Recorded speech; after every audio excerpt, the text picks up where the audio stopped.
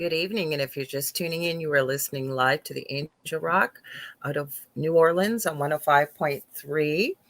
Um, Sorry, I'm just listening here. Hopefully, this is going out live. It looks like we might be having a problem here. We'll see. I don't know. We'll see. I just got a little notice here on StreamYard. So let me know if you guys are in the audience and you can hear us, but I'll continue on. I'm your host, Lorilei Potvin. I'm a Canadian clairvoyant medium, crystal Reiki energy healer, Akashic Records practitioner, spiritual teacher, and mentor. And if you've never been to the show, welcome. If you're just tuning in and you have been here before, we appreciate your support. Either way, please share and subscribe because we have something for everybody on this network here. I'm also the host of a secondary show with my co host, David Hansel, The Thing at the Foot of the Bed on Thursday. More about that later. If you want to join in the show, and so we can see your comments, please either head over while you're live, if you're watching live, to UFO Paranormal Radio Network, either on Facebook, the page, or the YouTube channel, and we'll be able to see your comments. Now, one thing about the show, I cover all aspects. I say the esoteric, supernatural, as well as a little bit of truth seeking, but I'm branching out a wee bit with people because the type of guests I always have on are making a positive change for humanity through either the work they're doing or the extracurricular activities. And the show always has a positive note. Now, a little bit about the show before we have a different guest. It's not Sonya Roy. I'll explain that.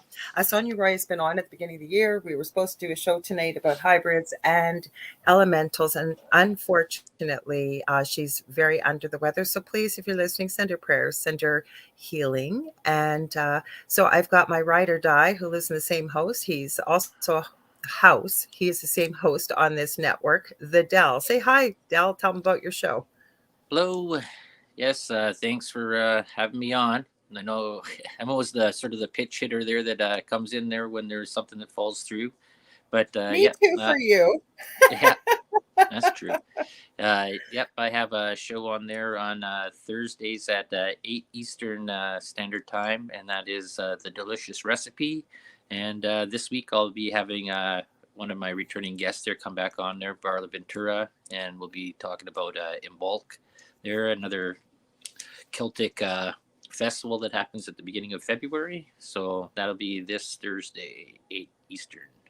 And Varla is a favorite of our show. She was somebody on my show. Dell and I used to do a show on the same night on the network. So we would sometimes amalgamate and make it super long. She's super interesting. I'm going to try and connect with her and have her back on as well because she is an awesome guest. You don't want to miss that. I may have said this if I didn't. I was distracted with the warning. It looks like Roku is not going out. So Joe, owner of the network, Joe Montaldo, give him a huge shout out. He provides this platform for many of us. And yes, we are new on Roku. If you want to find the channel, the best way to do it is sign in to Roku. You're going to the channel store. And what you're going to type in is UFO space P as in Peter, like you're going to spell paranormal. We do come up under UFO paranormal, and then it says United Public, I believe, Radio Network. That's how you find the channel. But I got a little exclamation point coming up here. So hopefully Joe's hanging around and he'll hear that. But either way, you can still watch us on all our other platforms. So I'm a Canadian. Like I said, so is Dell, obviously. Clairvoyant medium, crystal Reiki energy healer, Akashic Records practitioner, spiritual teacher, mentor, and a registered nurse. So we said we're going to go all around the bend tonight, depending on who joins us tonight. We see your comments. We will make you part of the conversation as we always do. You got questions, you got comments, something you want to talk about, we're happy to indulge as long as it's friendly enough to be putting out on the airwaves. So I said, let's start with elementals. And I've often said, I never thought in all the years Dell and I have been together that we would ever have a conversation about fairies. Now, it wasn't quite fairies, was it, Dell? What exactly were we talking about? We have a suspicion. Who knows? We've got some kind of mischievous behavior here in this house, right? What do you think it might be? Yeah, well, there's many terms. It could be fairies, gnomes, little gremlins, or whatever you want to call them. Some little mischief maker that seems to move things around. And I think is that what you're pertaining to there, Laura? Yeah, but like I said, I never thought we'd ever have a conversation about this type of stuff. And for those of you that don't know, Dell and I, our previous home, we said we never went looking for the paranormal ever. It found us, and we lived in an extremely active home. Have quite the story. We have shared it on the Travel Channel's Paranormal Survivor. It's season 4, episode 9. And it's kind of where, how, and what we got into what we're doing nowadays, like podcasting and um, I work with energy and energy healing, do readings, things like that. But you started covering little people. We're not being disrespectful using the term little people, but we aren't referring to the humankind, are we?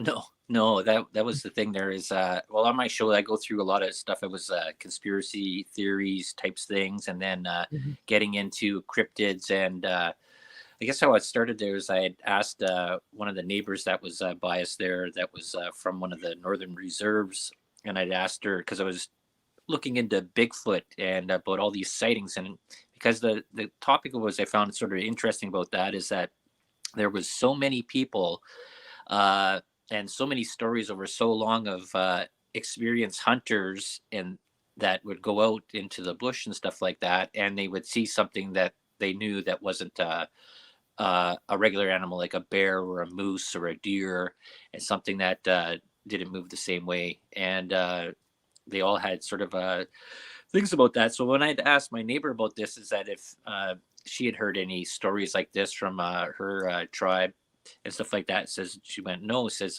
mostly we talk about is little people, and that's I was okay. So then I started getting into that, and then I talked about that too with Varla too about the little people, and they seem to be a really predominant, I guess, entity, I guess if you say, under various names all around every single continent. Everybody has stories of these little people, whether they're good, bad, mischievous, happy, helpful, and every sort of I guess not heritage or nationality all have sort of stories like that. Yeah. Well, that's kind of like anything that we would consider sort of within the alternative dimensions and areas of fields of discussion, such as angels. They're not really denominational in the way of religion. They exist in every different culture throughout history. I'm going to give a huge shout out to Kelly Hopkins. Hi, welcome. Glad to see you here. Say hi to Steve-O. I saw your message, hun. I did not have a second to send you a message back, but thanks for saying hi. But yeah, like you said, they exist in every culture. Sorry if I seem distracted, guys. I just messaged so that if you were trying to watch on Roku, if Joe is available, he has a muggle job, as I call it. He runs a busy construction business all day long, and then he provides this wonderful platform for us, which is growing, by the way. We're getting a bunch of new hosts, new content. Like I said, there's something for everybody on this network. But yeah, so we live where we live in Canada, obviously. We're about 6.5 hours north of Minneapolis, Minnesota. We're in a city called Thunder Bay, and we're right on the shores of Lake Superior, about 35, 40 minutes away from the Minnesota border. And we have a lot of strange activity, strange, unusual reports of things. When I was trying to find answers about what was going on in our house many years back, I connected with many different types of people, including was a female shaman I spoke to. She told me about a lot of activity. If you look up Thunder Bay, you will see there are many reports. Dell and I have both had D. Macaulay, who has Thunder Striker Films. He is Hmm. Métis, which is First Nations nationality, and another nationality. He doesn't actually live in Thunder Bay. He lives in the surrounding area, but he's got a great channel. He's documented a lot of stuff with UFOs, haunted locations. I don't think I've ever seen anything about little people yet, but definitely about Sasquatch and things like that, right?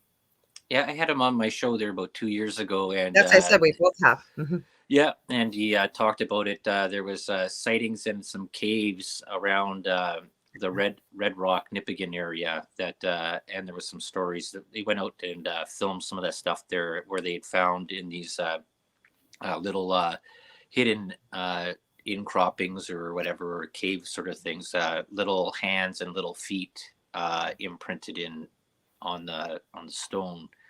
And yeah, it was just, it's sort of that once I started asking that one question there from one person, and I started getting into it a little bit more and asking people. I talked to Kitavitchik up in Alaska, and with his tribe up there, and he went in there with his channel Xeno Hunters, looking for these mysterious little creatures, and there's tons and tons and tons of stories about this, and I just find it really fascinating. It can't all just be that it's a mass hallucination or a mass thinking that everybody's seeing these sort of same sort of little people, any cryptid anyways, period at all, that it all can't Mhm. be just for trying to get their 15 seconds of fame. So I just uh, and with all the different countries around the world that these similar stories are there, just I just find it really fascinating. Yeah, I want to say hi to Effie. Welcome. Now, I know we got a few people in the chat. Maybe you joined a few minutes late. This is obviously not Sonya Roy. She was a returning guest. She was on at the beginning of the year. We were going to be discussing this topic we're talking about, but unfortunately, she's fell ill. So please send some prayers, healing, energy, good thoughts her way, please. She will be back on again. You can't leave a message. Yes, you can, because I can see it. Carol Doan Sloan. Welcome. No, you're right about that. But where we were going to go with this, well, I've often said this to you, Dell and I, and for those of you who don't know Dell is a host on the network. He is also my partner in crime. We live together. He is my common law hubby, as you call it. We have built-in guests if these things happen, right, when you have live shows. Facebook is being crazy. Well, it's working, Carol. We can see you. We can see all your messages. That's why we're saying hello. I can't answer any messenger messages right now, but I can definitely see what you're leaving here. So what we said is, if you guys, there's something you want to talk about, you got questions, you got comments, throw them in here. This is a last minute show we put together. We do this often. You got to kind of go with the flow when we're live.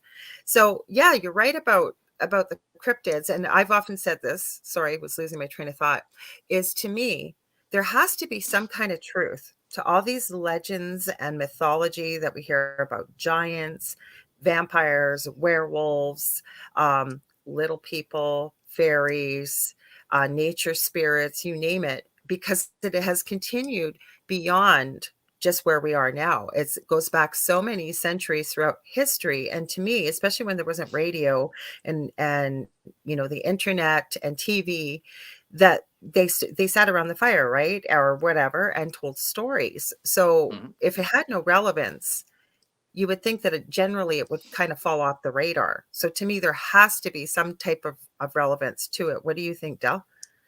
Yeah, well, I guess one part of it there is you can think about it back hundreds of thousands or hundreds of years ago and stuff like that. Is that, yeah? Well, when we didn't have this, well, we have now worldwide internet, but the way of passing along stories and ancient lore.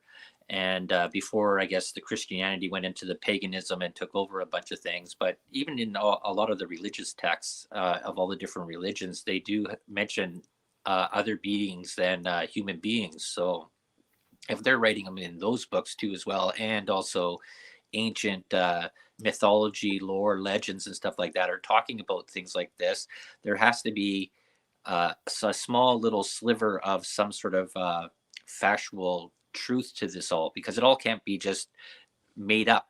Like there was a mass mass of people that were making all this thing up of talking about similar things when they didn't have communication with the other continents. That like this place in South America didn't know what was going on in Egypt or vice versa or wherever it was, and that's that's why I said at the beginning is that almost every territory, every continent has the same sort of uh, creature or entity under a different name, but they all sort of function the same sort of way. Exactly, exactly. So, sorry guys, I was trying to figure out what's going on Roku here. Apologize, because we're pretty excited about that. UPRN having its own TV channel, and I hear rumors we're going to be expanding to a couple other streaming platforms with TV as well. So stay tuned for that. And yeah, I hear what you're saying. But, even when you look at with us having the technology that we do, that's another thing I've been wondering. Like, are things just showing up with more frequency, or because everybody has a phone, we're catching it, right? I was thinking, I don't know if I still have it uploaded. I've shared it on, I think on Paranormal University. And what it was, and David Hansel and I showed it on the thing at the foot of the bed on Thursday. I think it was last week or the week before. It's going kind of viral on TikTok, and it looks like this electrical ball, and it's traveling along a railroad, and Hmm. it lights up the railroad, and then it travels off into the forest. And I was asking people's thoughts. Hey, Keith, welcome. Nice to see you here. Kelly, I'm going to read your comment in just a sec. And somebody in the group had said they thought it was a Hadouken. No, I guess you know what that probably is, right?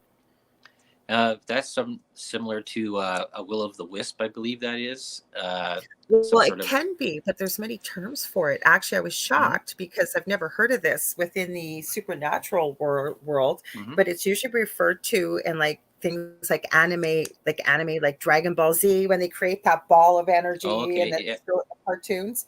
There's Hmm. in the Urban Dictionary, it's a little filthy, so I won't say that. I was surprised that they would equate it to the ball of energy. But I guess we step back and look at it. You guys can look it up yourself if you want. It's H as in hat, A, D as in dog, Ouken as in Nancy. And Hmm. look up, you'll see Urban Dictionary, you'll see what the meaning is. So I don't know if it is or not. If any of you have Well, seen that, let us know. they have there's a phenomenon called ball lightning, and that also is something that travels around any type of uh, electrical source or some sort something that can carry electricity. So if it's going along railway tracks are a great source of electricity. A great Yeah, it's basically a good wire. And if there's some sort of atmospheric, like there's ways to sort of to I'm still here. recreate some to recreate things there too as well. So it gets different when you start seeing things away from any power source, like out in the bush, and then you know the whole thing about the Project Blue Book and how they tried to uh, take things and I guess scientifically prove them. Like they were saying, these lights that were in the bush were swamp gas and all these different Right. things. There's some things can be sort of recreated, and there's a lot of people out there who are masters at technology that can manipulate film in a way. We've gone through a lot of those, Lore? Going in. Yeah. Sorry, I was looking to see if I still had the clip on my laptop. I was going to upload it here, guys. Sorry about that, but I was checking because I thought it would have been cool. But yeah, that's the problem, right? And especially because technology has come so far with deep fakes. Mhm. Even people that are really good at picking up photoshopping and that kind of editing, it's gone so far that if it's done well, it's pretty difficult to tell whether or not it's actually been faked or not, right? Yeah, well, you remember that one that we saw about the little fairy gnomes that I think was out in England, and then we found out about this old guy that was finding Oh, these that things, guy. but he used to be a Yeah. digital animator, and another guy had gone through this and with a fine tooth comb, and he had gone down and saw that the shadows didn't line up with the little creatures that the guy had created, and found out that they were fake. But it actually looked pretty real, It did, and yeah.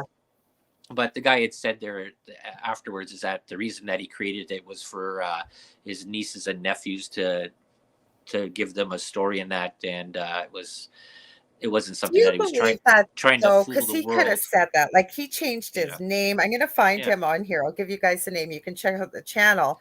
Like like he actually didn't bother saying that this was made for my nieces and nephews to right. entertain them. He passed himself off as really finding these fairy True. people, Yeah. right?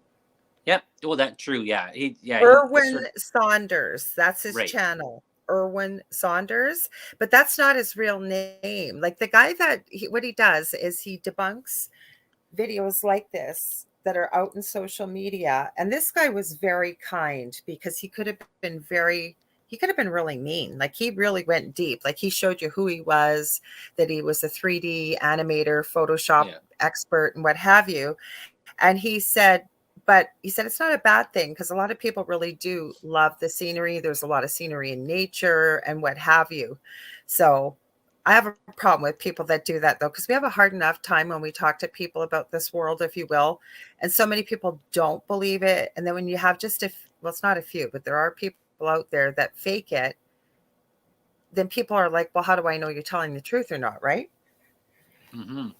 Yeah, well, that gets into the whole part of the paranormal and the UFO stuff too, as well, right? Is Mhm. is the same thing as anything that I guess with dealing with supernatural or non-human that we can purposely say, like, I can go upstairs right now and see you right now, and I know that you're real. But if I'm watching a video right now, how do I know that you're in the Yeah. house? How would anybody, right? There's so many ways to you. It's so hard to prove things, I guess, in a way, to a point. But the whole part is that I just these I stories of all these different things I just find is so amazing that that the story is so prevalent, and I guess it's getting even more now too. Is that we're finding out is that maybe our history isn't the history that we were taught in school. That there might be a little bit Mhm. more to it. Like our timeline is maybe not be the exact thing that we all think it is. I agree. I'm going to read Kelly's comment, but I want to give a shout out to Keith. He's here. Keith Ottersberg. We've got Debbie A. Anderson, good friend of mine. Welcome, Debbie. She's popping in for a bit. Janie Walker, another friend of mine. Welcome. Glad to see well, everybody here. I know. So thank you. So say hi if you're watching, if you're just lurking, so we can say hi to you. So Kelly shares, we have UFOs here in New Brunswick, in my area. I've seen them running around in the middle of the street late at night. Granted, they are only like 1 to 3 feet tall. I noticed they use a camouflage of sorts. Looks like a thin veil. They looked directly at me and ran off behind a couple houses. Yes, yeah. Like I said, the more I open this world or look into this world, the more how much more infinitely larger it is than what we've always been led to believe, like when we went to school and what real life or what it's presented as real life is. It's so much larger. Like you really have to be open-minded as well as consider yourself to be a lifelong learner, I believe, because I do change my belief systems depending on research, experience, things that I found, people I've connected with. What about yourself, Del? You don't believe exactly everything that you thought maybe, say, 5, 10 years ago, right? Hi, Bernard No, from the UK. no, I started questioning things a long, long, long time ago. Probably like my early teens when, well, I grew up a very religious household and church every Sunday, and that was sort of I guess was the narrative that was there, and I started questioning things because when you hear even just stories that you heard in the Bible and you're questioning things like you're going, okay, well, how is that possible, and how is this other thing not possible, right? Or they There's always contradict depending where you read it. right, This, like they tell you one thing, in another book it's different, or right, testing it. like even just saying even the Bible or the Torah or the East Indian I can't even remember what Mhm. that one's called there. Uh, Books of their religious books and that they mention all these supernatural beings that are in them. So if they're all mentioning this stuff and this is supposed to be religion or of the major religions that are around there, and they're mentioning these beings, I don't want to call them creatures or whatever, but just something like this, these the phenomena, then there has to be some sort of semblance of truth to them. That's what I sort of think. Well, and I remember when we first started hanging out just as friends many years ago, and you've never said it to me since, but the first time we discussed it about the Bible and what I had shared with you, you thought that maybe I hated the Bible. I said, I don't hate the Bible. I think it's a beautiful book. It's got a lot of positive energy associated with it, with people's belief in what it is. But it's a man-made written document. We're not knocking religion here or anything like that, but we do have to be honest with you, it's a man-made written document with the fact that they're still finding bits and pieces and scrolls and depending on what they find, right? So, and there's so many different versions too. That's been changed. So I was just saying this to somebody that if you think about it, history could really be changed within about one generation. So you figure whatever our little ones are learning today, we fast forward 10, well, not 10, probably 20, 30 years from now. So one generation, and they start having children. What they've learned and anything that was, say, changed in history that really maybe didn't quite happen the way it was changed, that now passes down to the next generation. And you can quickly see how quickly history can be changed. And without history, I don't think we can't go back on previous mistakes and look what we did to possibly correct them. We're kind of destined to keep repeating the same mistakes over and over. Well, that's a, I guess, a reason why that written text or tablets and stuff like that are so important, right? Because Mhm. in this digital world right now, because I've said this before about Wikipedia can change in a matter of 2 seconds. I can Yeah. go into Wikipedia and go and edit whatever was written there, and then someone else can go and edit it after me. So if anybody Yeah. goes in and believes that Wikipedia is the end all be all of information, that it's totally correct, well, that's totally incorrect. I still use it. I still use Hmm. it for certain things. Like I mentioned the Hadouken earlier. I shared that and I shared it because it gives a perspective on what it is. But Hmm. as you always say in your show, and I say on here too, if something resonates with you or piques your curiosity, don't take our word for it. Nobody's an expert, nobody's 100% correct. Do your own research. Start looking at different sources, have a questioning mind, and be willing to pursue it because I think that that's what truth is, right? At least your truth to you in the moment when you're researching and looking. But this is where I think we go wrong is we start looking to putting somebody on a pedestal or believing what they have to say. And I'm not saying everybody's lying to us. What I'm saying is I think we should always question what we see or what we hear. I mean, we just spent the last 10 minutes talking about how easily it is either changed or possibly misrepresented or whatever it may be, right? Oh yeah, for sure. Yep, that's doing your own research is the biggest thing there, and get it from many sources. Even with your news, get it from other countries that are looking from from there back at you, and you'll get a Mhm. different perspective on things, and that's a good way to go. And like even saying there too is that they're finding more and more ancient cities and under Turkey and even in South America that sort of predate our common uh, history of knowing when how information was passed. Like they're finding pyramids, even more and more pyramids You're now reading my today. mind. I was going to bring the pyramids up. Sorry, carry on.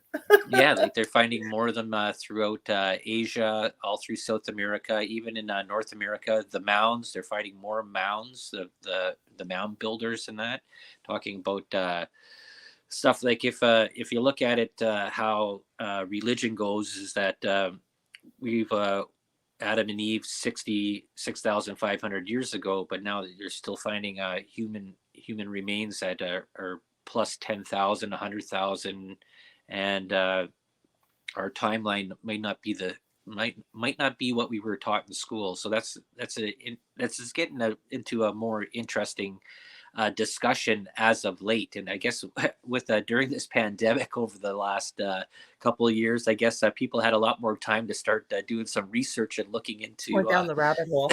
more down the rabbit hole at things that's just a opinion there or observation, but because I've seen a lot more people looking at this a lot more, like thinking of that Riet structure in Africa in the Sahara Desert. There might be possibly where Atlantis was. That's a theory that's going around, and Sorry, it cut out that last part. It might be a what? it might be the location of where Atlantis was. Oh, okay. Well, you know Eh, what? It just depends, right? You hear so many different theories on where Atlantis could be. Some people don't even mhm, believe it exists. I do. I mhm. think Lemuria existed. I believe Atlantis existed. Um, But getting back to nature spirits, since we were going to kind of go there a little bit with this. Oh, and Jane says, not to mention, oh, Jane, you're reading my mind too. That has been like, I've literally been thinking about this. I was going to bring it up. I'm not even going to go there then. We're going to go with giants, because Janie Walker says, not to mention giants, which they are still hiding. Okay, so let's Mm-hmm. talk about this, because that was literally on my mind. Wow, we are on the same wavelength tonight, people. First, Delta mentioned something I'm going to talk. I was thinking about, and then Jane does, because I can't get this out of my head. There's a story now. I believe it.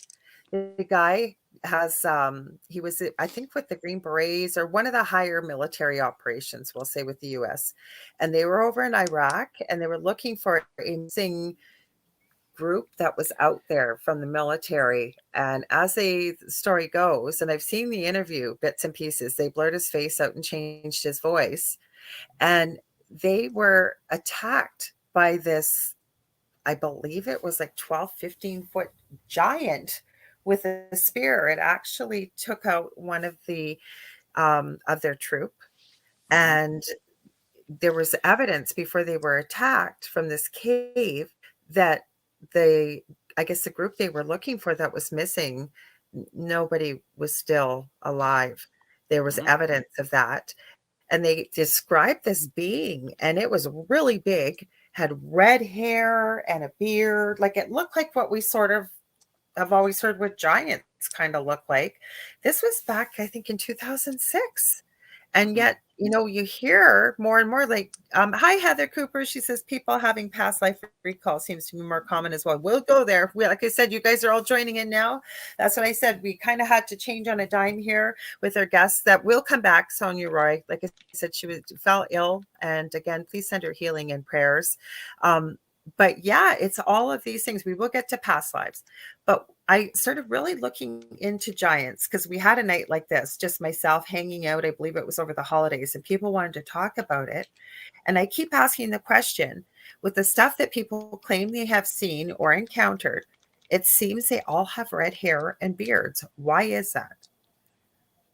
Yeah, I don't know why that, but that seems to be a popular trait feature, because the other ones Mhm. that they had uncovered through I guess it'd be Celtic area, so Germany, Norway, Finland, Ireland, and stuff like that, is that they all sort of had this red hair with double rows of teeth. Even ones that they found too Yeah. in in America and in South America, because that was a part through. I actually talked about this a month or so ago, and with some of these mounds that they had found that were being excavated back in the end of the 1800s into the 1900s, and where these discoveries were, and the Smithsonian coming in and You're reading basically my mind again. I was just going to bring up the Smithsonian. Go ahead.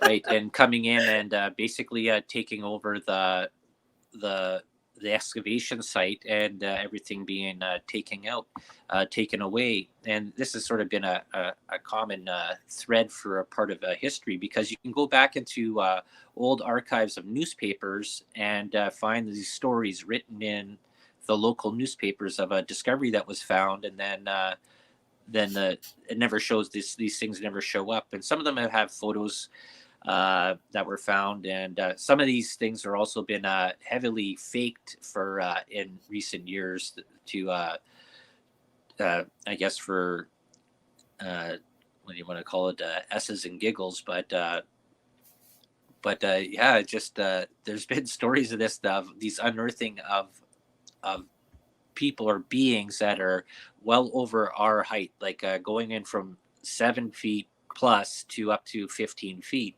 And I've we do even have, seen higher. Like, I think the one in the Smithsonian is really, really tall. I've seen the skeleton.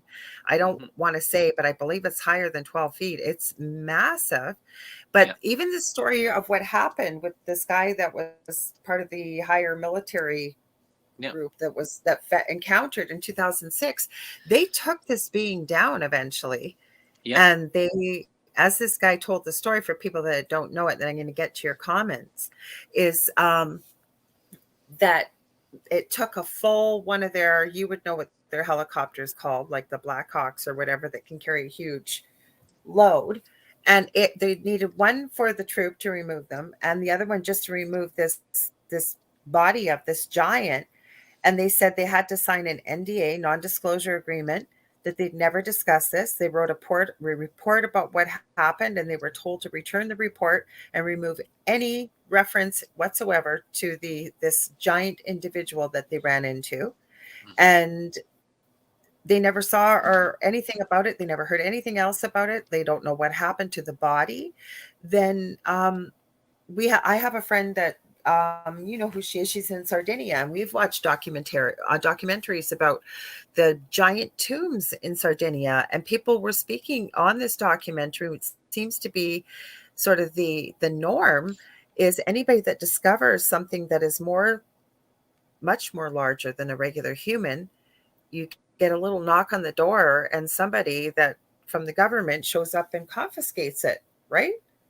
Yeah, yeah, that's true. Mhm. But just to go with that part about that, that was in There you go, Afghanistan. George. That was Afghanistan, where that story of the military running George into told that us the giant. giant of Kandar. Yeah, yeah. Hmm. But yeah, that was, yeah. One troop went in, they didn't show back up, so another went back in to go and find out what happened to them. They encountered this large being, and I guess after the battle ensued, they were able to take it out, and then they transported it out, and they said with the helicopter and the, I guess, the pallet system that they had there, this thing was big enough that it barely fit Yeah. onto the pallet system, and they said that the smell coming from it was huge, and it was large, or what, or grotesque. But the other part about it too is that there was stories that were mentioned beforehand by the Afghani people of because Afghanistan is basically, it's a mountain range of valleys and peaks and cave systems and stuff like that, and that's why the military had such a, or still do have a hard time with outing out forces in there, because the terrain is so uh, I guess Rugged. rugged, yeah, and Mhm, there is no real road system, so mhm. things get hide in there, and that's even a thing, even with Bigfoot here in in Canada. The bush is so immense that you could hide things out in the bush and probably never ever find them. So, but yeah, it's that they brought it back, and that was basically it. Is that everybody was supposed to be sworn to secrecy. So, but there's a lot of controversy around that, if that was really a thing. But the Afghani people had said beforehand that there is weird creatures, and even their folklore and myth there have things of jinn and demons, devils. Demigods and giants and little people. That Okay, there's so a let's story. go into Jen for a minute here. I'm going to Yeah, get your comments, I promise, because you guys have had some great comments. And remember now, it was the giant of Kandahar. That's what yeah, it was. Correct me if I'm wrong, George. George has been on the show before. yeah. He's written many books on cryptids. He's been on Dell's show too about cryptids and on all areas in the United States. So I'm glad he was here to remember the name because I certainly couldn't. Um, but like I said, there's all of these beings all over the place. What was I saying I was going to get to when I read George's comment there? I'm losing my train of thought. Jin, Thank you. Jin. I knew it would come if I kept talking, but I have my co-host here who will remember as I look like I got ADHD, not making fun of it, but I'm managing a bunch of things as I'm looking here and there and losing my train of thought. Um, so again, you guys have heard me mention many times on this show, Nuke's Top Five. I do like the show because I find that he doesn't tell you what to think. All he does is share with you things that are sent in with him, like to him. He's in the Netherlands. I believe he's somewhere probably from North America. He seems like he has a North American accent.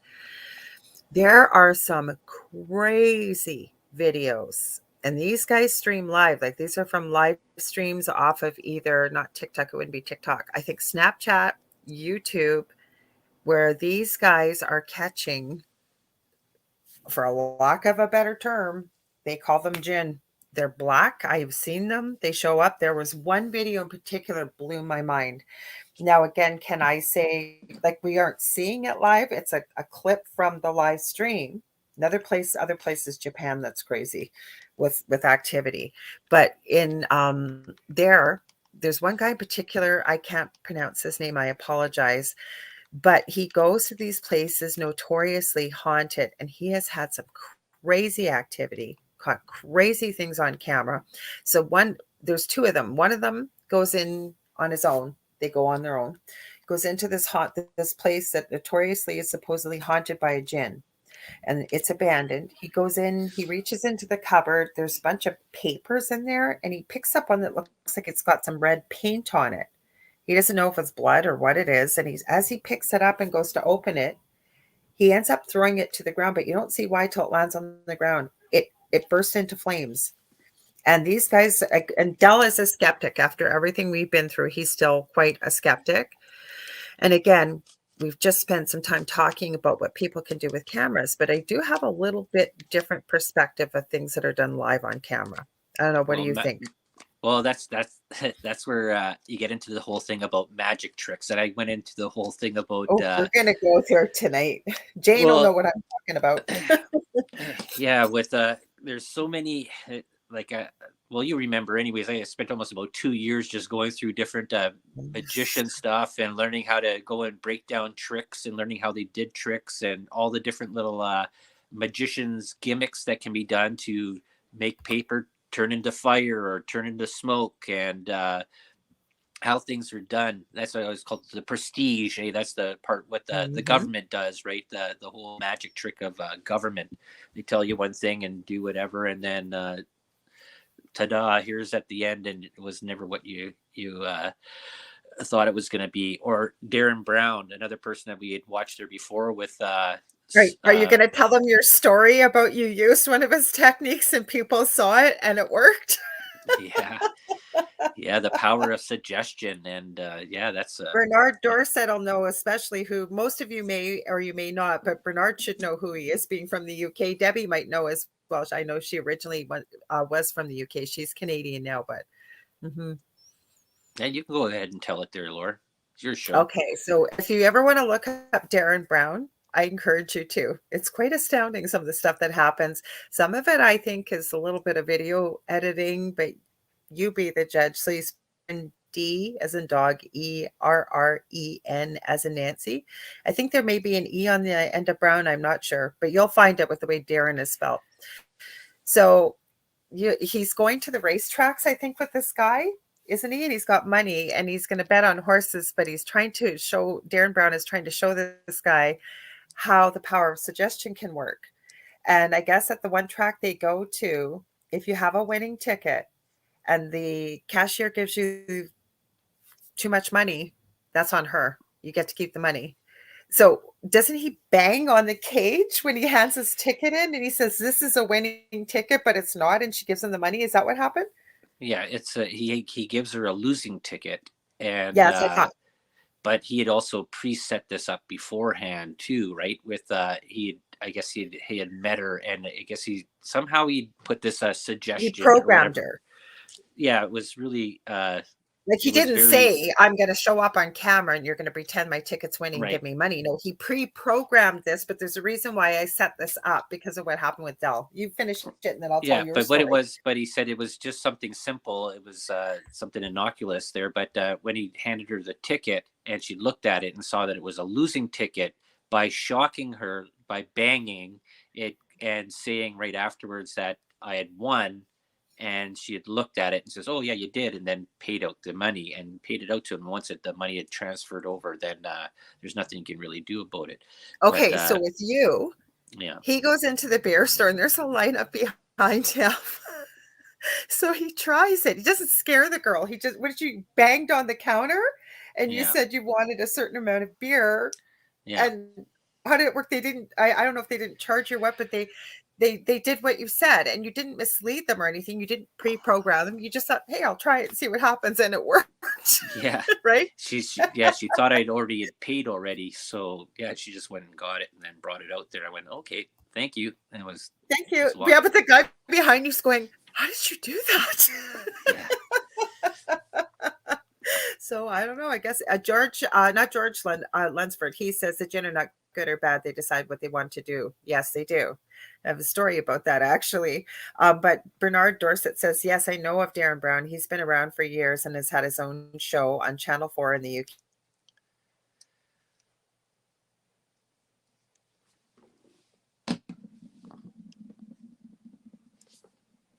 But he does make a compelling argument is about psychic ability, how people can be led to give you the answers.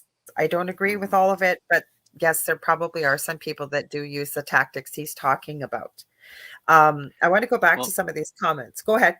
I was just going to say there too is that uh, law enforcement does the exact same thing. That's a part about coercing a confession out of people, and that Mhm. they're even I've been watching shows there on people that are on death row or been in jail and stuff like that about proven their innocence because of coerced confessions and Yeah. I guess improperly prisoned. It's not that everybody in prison is innocent though, but there's been some pretty startling cases out there where you're wondering, with all the information that was there presented as evidence, how this would actually pass if someone actually could be convicted of anything like that. So it's just surprising that, I guess it's whatever the it's just interesting how the power of suggestion can trick people into believing something that is true, and it goes the same thing for audio.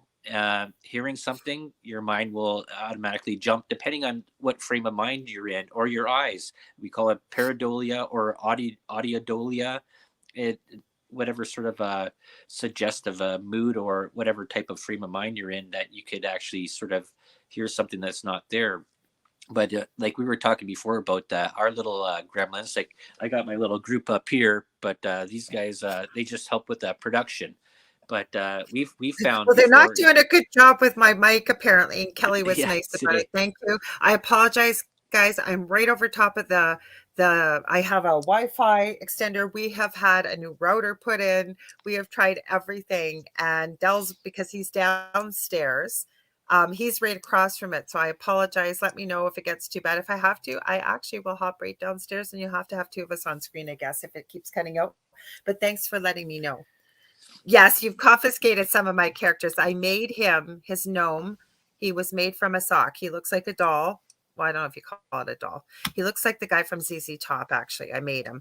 And Delsa named him You, as in, hey, you. Right? You have to hold him up closer, Del. But I was looking for my Halloween cat at Halloween time, and I couldn't find the cat. And the next thing I know, I see Del doing his show. And what do you call this cat? kitty pot. Kitty pot. I don't know why I Yeah, think he looks like he's holding a pot. And I looked yeah, high and low for this, not knowing that somehow Kitty Pot made it onto Dell's area where he podcasts. And then who yeah. else have you got there with you? Your third co-host. Oh yeah, for the third guy there is Blaze. Oh, Shannon named him, didn't she, Yeah, Shannon? yeah, Yeah, during Dell's show, the snowman didn't have a name. So Shannon, one of our viewers, named him. Dell said whoever wanted to name him, and Shannon did. So his name is Blaze. I want to read some of these comments. Sorry, guys. Heather Cooper was talking about, we were talking about the red hair with the giant. She said the Irish are still PO'd. And then Kelly said, we should always keep an open mind. I'll highlight it on all topics. You never know what people see, hear, know, and experience. Angels, UFOs, and other celestial beings have only been showing themselves, she said to herself, in the past few years. And I can only tell you there are humanoid, and I think it's supposed to say non-humanoid beings out there, even cryptids we don't know and see. Absolutely. So imagine what else is out there we don't know and see about yet. Agree 100%. And then she adds, the universe is huge. Our world on Earth is huge too. The veils are continually being thinned out. I think it says it cuts off, but I think every day. I have to agree with you, because I was actually thinking about this today, Kelly, and everybody out there, that, we often talk about that we've barely scratched the surface with the oceans. But when you think about it, we really could, like, depending how deep you go down the rabbit hole, we really could have a whole world and things living underground that we have no idea about, hmm right? oh yeah, for sure. It's like I think I've said this before, is that most of us 7.6 billion people on the earth really only know about what's on the surface, and probably down to about 15 to 20 feet underneath the ground, but there's a huge layer of earth that's there. They're finding huge tunnel systems, even the stuff that they found in Turkey and other places there, even in China and South America, huge, massive cave systems that people have occupied that go for miles upon miles. Not to mention also too what the U.S. military and has done with their DUMBs, deep underground military bases and road systems in the U.S. and stuff that was done over in Germany and Russia, and that with their huge underground facilities and travel systems and that. So that's Well, going to be what an was making interesting me thing. think about it, I shared a video today because we added with the two groups I have, the Angel Rocker Tribe and Paranormal University, they have that chat option. And Mhm. I didn't expect people to interact on there, but they are, and they're sharing some really cool pictures, conversation, thoughts, and ideas.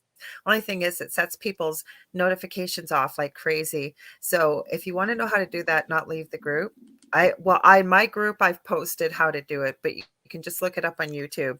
It's a really simple setting to be able to mute it so it doesn't drain your battery, especially if you're in a lot of groups. Thanks, George. George Lunsford said both of y'all shows are great to be a guest on. Well, we loved having you, right? Right, Del? Having George Oh on. yeah, for sure. Yeah, Mhm. exactly. And what Kelly had actually said, I want to read her comment. She said, Laura, Spirit is playing with your microphone. Yeah, I don't know what it is, or it's the little gremlins in the house. But I wanted to mention, I commented that Jane would know what I'm talking about. She sent a little heart. We were talking a little bit about how things can be put into film and misrepresented and what have you. The other thing, what I'm referring to without too much detail, is a lot of people can claim something by editing, like taking a little bit of something and leaving a part out, changing the order a little bit, a whole bunch of things like that, right? And then not putting what the truth is about that little clip that you get. And you can be very much misled by what you see, right? So you really have to question it. And what I'm talking about, I'm not going to get specific, but I have seen evidence as of late that something that was presented to be something very controversial, that there's little whisperings about could possibly exist. And yet, with further research and talking to people, actually, conversations does a great thing rather than texting, right? You then discover when you start to dig and you do your own research that what we actually saw this little clip of was not at all what we were led to believe it was, because there was about a minute or two, maybe three, cut off the end, and it wasn't prefaced about where it came from. So that's why it's always important to do your own research, right? Hmm. Well, that's very important, and it even comes down to when it goes to dealing with anything medical wise and checking up on things. Actually, I just did watch this one little series there, and they were talking about addiction and the way that uh, the health profession run by whatever or with in conjunction with the government, they're dealing with illicit substances like marijuana, cocaine, Right, heroin, and that. And there was a study that was done at the beginning, and this is how it was released: is that they put a rat in a cage, and they gave one water bottle was with water, and one was with a mix of cocaine and heroin, and the rat right, went towards the bottle and basically drank just out of the cocaine and heroin water, didn't touch the other right. water, and died afterwards. So the study was done afterwards, and there was a thing called a rat village or mouse village, and they'd done the same thing. And the guy had said the reason being that that happened, and he said this was his theory, and he proved it too, is that rats and mice are social creatures. If you Mhm. have an area where they have things, a little wheel to run around on, other uh, friends to play with, and different other things like that, and you put the same two bottles in there, is that they wouldn't that they would all sample from that, but then they would just drink the water, right? And that's what ended up happening, was is that they left the tainted water alone because they had other things to amuse themselves, because they're very social and stuff like that. So Yeah, the way that the experiment was done, and this is how it caused for laws to be put in place, is that because this one, they just took this one part and says this is what it is, right? It was the same thing as how they demonized marijuana. They put out all those Yeah.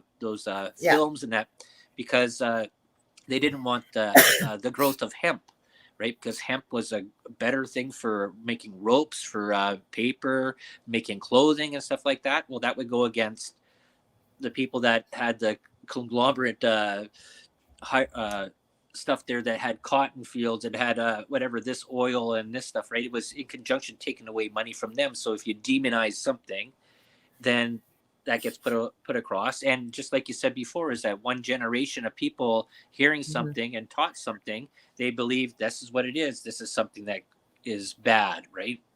I'm not saying Mhm. that doing drugs is good, but it's just giving an example. Is Just that giving you an how example. right? And like if you go back in the stuff of Joseph Goebbels and Edward Bernays and the whole thing about spreading propaganda, is that if you say something long enough, people believe it as truth, right? And you can Mhm. change people's things in that. There's lots of variety of examples of this throughout history, and we've all been through it all. I'll let you continue there. I'm just saying hi. I'm going to read the comments. No, you're right. And depending on how far you're willing to go down the rabbit hole and dig, there's quite a few Well, examples of what you said. it's not even a rabbit hole. That's like right on the surface. This is in It's a history. rabbit hole for people. You're missing what I'm saying. Okay. Depending how far you're willing to look, is what I'm saying. Not what you said. I'm talking about the concept of it. How far you're willing to look at what's been going on around you is where I was going with this, especially say over the last few years. And I'm not going to go down that hole. What I'm saying is when you dig a little deeper and you look at the concept, you're able to apply it in many different arenas, if you will, or avenues, areas of life where you may not have thought it existed before. And I'll leave it at Mhm. that. So I'm going to share Effie's comment in a minute. I want to say, hey, Dave Petrella, welcome. Hey, Robin from Haffern Paranormal, nice to see you. Always about greed. Michelle Pratt says she's from Australia. Welcome. Let us know where you're from, everybody. I know we got some people from the UK. Robin is. We've got people from the US, people from Canada. If I've missed you, please let me know if you're from somewhere else, and I'd be happy to give you a shout out. So Effie says, I did a major house cleaning or house clearing meditation a few weeks ago. I've been living in my new house a little over a year. Cleared the ground as well. Always a good idea, I think. When I was done, I saw and felt a spirit in a black tuxedo with a black top hat walking in my house, going upstairs and heading towards my bedroom where I was relaxing, wondering what you sense from this energy. The energy feels nice. Not sure what he wants. Well, first of all, what I will say to you, Effie, that would be my number one question to you is how does it make you feel? So Del doesn't usually comment intuitively, but what do you think, Del? Do you feel anything from this? Well, what did you And then say? I'll share. Clearing a house. So it's I guess it's an older house. Who knows? It could have been somebody that sort of lived there, if that was that, or somebody that came along. I don't know. Always when I hear the thing with a black tuxedo or black suit with a black top hat, I think of Slender Man or that guy. I remember that we had over at the other house there that was sort of walking Well, no, along we the had road. a shadow man, but she Shadow said Man. the That's what Shadow energy Man. That's what feels I meant. Yeah. nice. And Yeah. I know who Effie is and that she's sort of more of a spiritual, light worker type, Hmm. like I am, like I would identify as. So that's why I'm glad you let us know how it felt to you. Yeah, So because we because this is a point that I've made a long time ago, is that all dark images don't mean that they're negative, true. I agree. right? Like just because it's a shadow doesn't. People always associate darkness or shadowness with being something negative and evil, and Or they 3 do. a.m. Yeah, or yeah, 3 a.m. Yeah, but that's the thing though, is that anything that it doesn't necessarily make it evil. It's the energy that I guess that you get from it or that you feel from it there. But Yeah, but that geographically, oh, sorry, were you still speaking? Sorry, I cut out there. So I was just gonna say 3M all over the earth. So thank you. yeah. Mhm. So I talked to somebody about this. I've had a few discussions, and they could be very well right. I don't know all the answers. None of us do. I always say we won't know till we transition back home across the veil, whatever your belief system is. But it's always 3 a.m. pretty well somewhere. Okay. And could the veil be thinner? Possibly. or it could be what I always say, which I believe I once upon a time received from spirit, which is what we perceive becomes what we believe, and it becomes our reality. So if you believe that the veil is thinner at 3 a.m., it is. But my co-host I used to have on the one of the shows we used to do together on this network, Seraphine, and we actually talked about this on the previous network we were on, and I believe her wholeheartedly, 100%. Activity and things happen in the daytime, but we don't take notice of it, right? The light gives us a false sense of security, I believe. So that's just something to throw out there. If you want to add to that, Dal, and I'm going to concentrate on this little guy here, and I'll tell you what I feel, maybe, Effie. So you go ahead if you want to add something to that. Yeah, well, that was the sort of the joke, right? The or the predicament. They said, yeah, if everybody in every time zone uh, leaves leaves their spot and they all meet at the center of the earth, what time is it? Well, time is only relative to the individual, right? So Mhm. it'd be 1 o'clock for me, and the person next time zone, it's 2 o'clock for them, I know. right? And then if you're in a spaceship orbiting around the earth, what time is it, right? It's only relative to you or from your situation. So I think that the whole part that this is the narrative that's been on is that the witching hour, right? Yeah. Well, and I'm going, well, what is that supposed to mean, right? When you're talking about the earth and planets and star systems and stuff like that, well, the earth is, if you're looking very micro or macro, there's a difference. Like time is, there's no relevance in that. And I always found that sort of really interesting, is that we can only see ghosts at 3 o'clock in the morning. That's the only time that they come out. Mhm. Well, I was like, well, how does that make any sense if you're thinking of the universe, right? Okay, yeah, that's kind of how I'm feeling. Like Michelle Pratt says, like a blanket, daylight is protection. Exactly. But things do happen. But we're busy. We're not paying attention. We're going to work. We're running around a million things we've got to do, right? But Mm-hmm. nighttime, things are more quiet. There isn't the light. So every noise, everything we see, we sense, we feel almost becomes magnified, if you will. But a lot of Yeah. these things happen in the daytime. We just don't necessarily see it or feel it because we're preoccupied. Well, that's true, and I guess the part is that people notice them more at nighttime because it is more quiet. That we're moving from this 9 to 5 work day into this multi 24 hour work day where things are getting a little bit more, where there's more noise going on at nighttime, whereas before it was really quiet at night, and so certain sounds would sort of pop out. But even watching, like you said, that Nuke's Top Five, or watching these Mhm. some of these paranormal channels with people, because more people are having these baby cams or security cameras in their house set up in that, and Mhm. they're noticing during the daytime, or in some of these videos with little kids or animals at like 11 o'clock in the morning, or Give me 1 second. I'm two going to grab o'clock in the something. afternoon, 2 o'clock in the afternoon, just going ahead, and some sort of action or reaction will happen, or a little kid or a baby will notice something and be staring at something off the wall, or off where, or over Mhm. there, or down a hallway, or an animal will be focused in at something that they notice there. And it's not just that happens at 3 a.m. It can happen during any time of the day.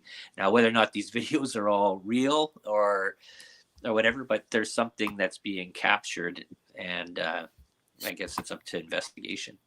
Well, he asks you, is it all big? Is it all an elaborate hoax? You decide. And I Right. like that he tells you, you decide. I have seen him debunk a few things too on certain things. Hmm. And there's been other things I have seen on there. There's been a few, not many, but I have actually seen, say, 6 months after it was shown on there, the truth has come out. It wasn't real. Okay. Not very often, but there's I'm gonna one in be particular. Oh, go ahead. I'm gonna be right back there. Just hold on a second. Okay.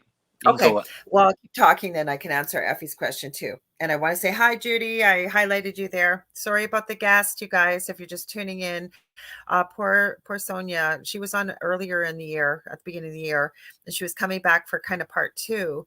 And unfortunately, she fell ill. So please send her your healing prayers, good thoughts, and wishes. She will be back. Definitely we'll have her back on. But I have a built-in host, thankfully, with Adele here. So we're all over the map. So if there's things you want to talk about, please throw them in the chat. So Effie, I'm going to read your question or your comment again for those that just joined us. I did a major house clearing meditation a few weeks ago. I've been living in my new house a little over a year, cleared the ground as well. When I was done, I saw and felt a spirit in black tuxedo with black top hat, walking in my house, going upstairs and heading towards my bedroom where I was relaxing.